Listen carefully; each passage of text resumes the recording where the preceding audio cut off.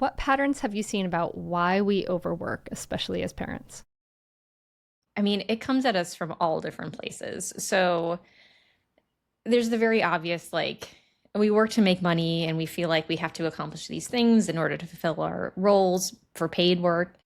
And so therefore, we're working a lot to try and fulfill our end of the employment agreement. But it's actually far more complex and deeper than that, I find.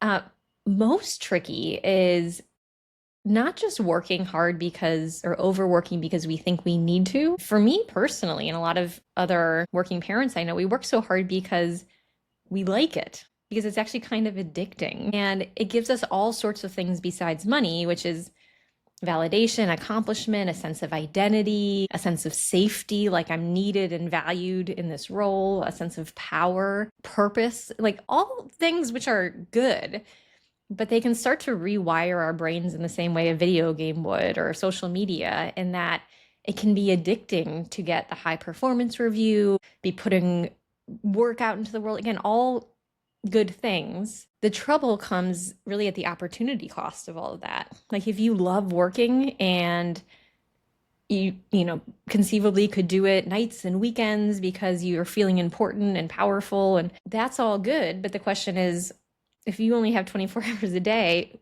what price are you paying in order to overwork in that way? And so I find the solutions sometimes need to come from, I mean, there's a million and one productivity hacks, right? Like on how to work smarter, not harder.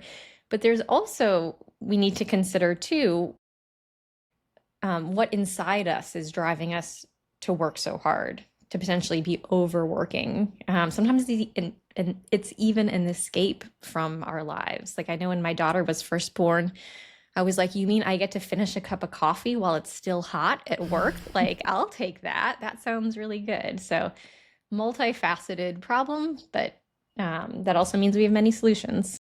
Yeah, and I've had Oliver Berkman on and talked to him about that. And Love the him. thing about productivity, he pointed out, is that you're like, oh, I'll just be more productive, but then if you're faster at sending your emails out, you're going to get more emails. Like Yeah. there's stuff that starts to fill it, things just more comes to sort of fill in if you're aiming for productivity sort of to get to solve the problem. Yeah. There was a leader I worked with who would tell his team, the faster you realize work is a bottomless pit, the better, because you'll never reach the bottom. There's always more stuff that would be good to do.